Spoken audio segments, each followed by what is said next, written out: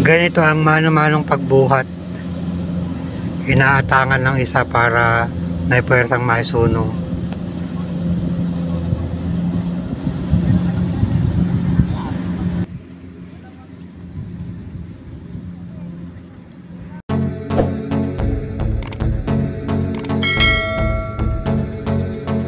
Welcome to my vlog. Pupunta tayo ng bukid ngayon dahil naka-schedule para mag-reaper ng palay. Dahil magandang panahon kahapon at saka umaaraw ngayon, sasamantalahin ang ganda ng panahon para ma-reaper ang palay. Nakaantabay na yung reaper sa tapat ng bukid, ando sa gawing unahan.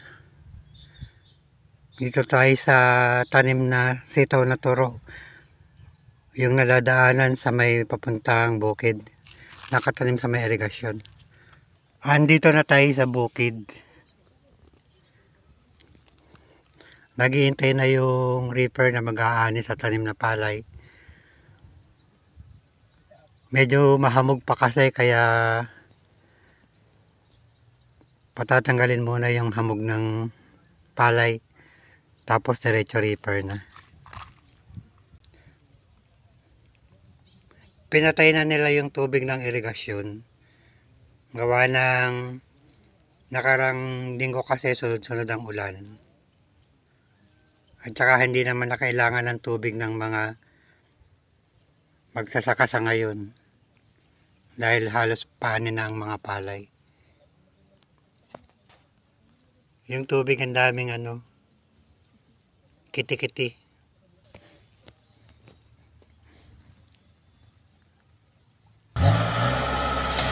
Papasok na yung reaper, magsisimula na silang umani.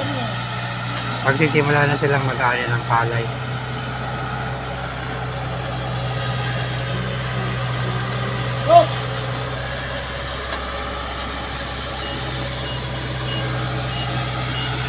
Medyo palusong kasi yung dadaanan.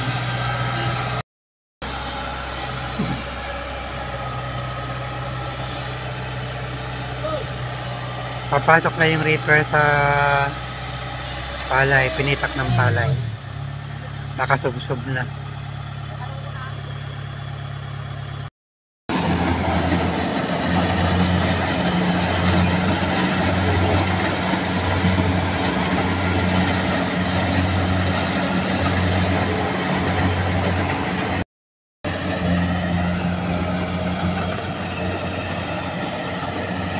Nagsisimula lang mag-ani ng palay dito sa bukid.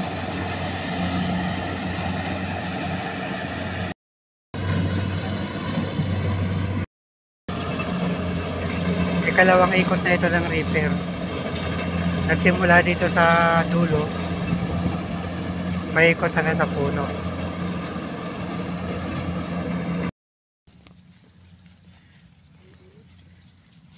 Nagmano-mano na sila sa pagbuhat ng palay.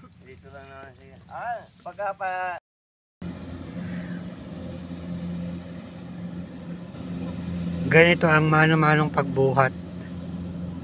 Inaatangan ng isa para may puwersang maisunog.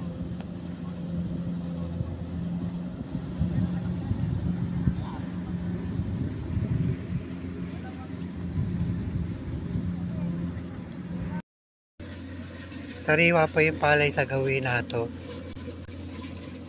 Kaya itong diretso na to, hindi muna i-reaper.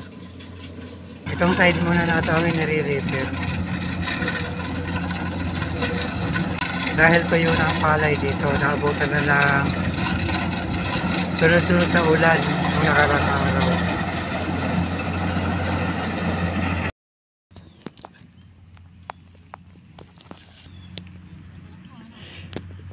Hindi muna ni-reaper sa gawin nato dahil berde pa ang mga bunga ng palay. Ino na lang yung mga maraming idinapa ng ulan. Natapos nang mag-reaper sa kabilang side. Dito sa kabilang side baka mga 3 to 5 days pa Kasi mas marami pang kulay berde ang bunga. At saka maganda naman dito sa gawin na ito, hindi naman masyadong nagdapaan. Doon na yung reaper sa may punuan, andito ako sa dulo. Kaya medyo malayo na tayo. Tapos na silang mag-reaper din sa bukid. Umaahon na yung reaper sa irigasyon. Umaahon na yung reaper, papauwi na sila.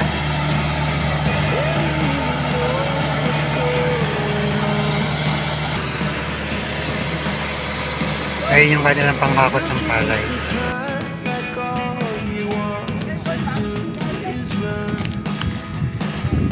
Ito na lahat sila. Andito na lahat sila sa dulo ng bukid. Hahakutin na yung aning palay. Katatapos ang mag-ani sa bukid. Isusunod na rito sa likod ng bahay.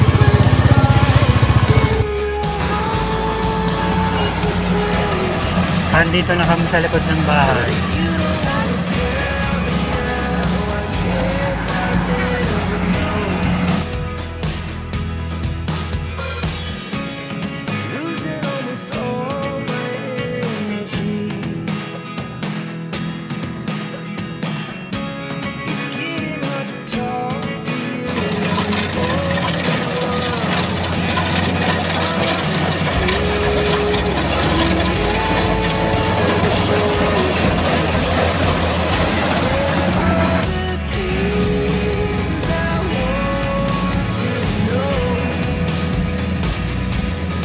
Kasi simula pa lang nilang mag-reaper dito sa likod ng bahay. Unang daan pa lang ng reaper. Ito yung dinaanan.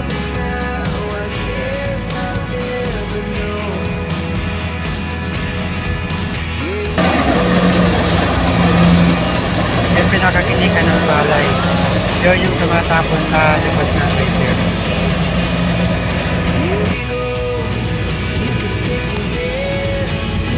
Ito yung mga part na tinalihan nila Jumo at saka doon pakito. Mga palay na siningatang tumapang. Pinilit pinapay para di masira.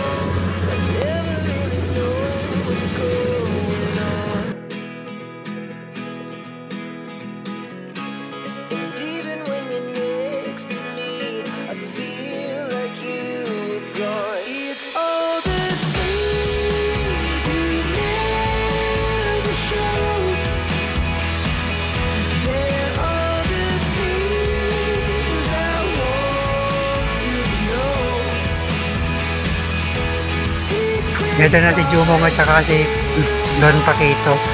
Nahakot ng palay na anin sa bukid.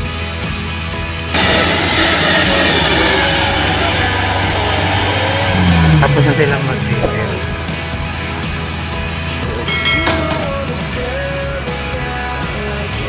Here.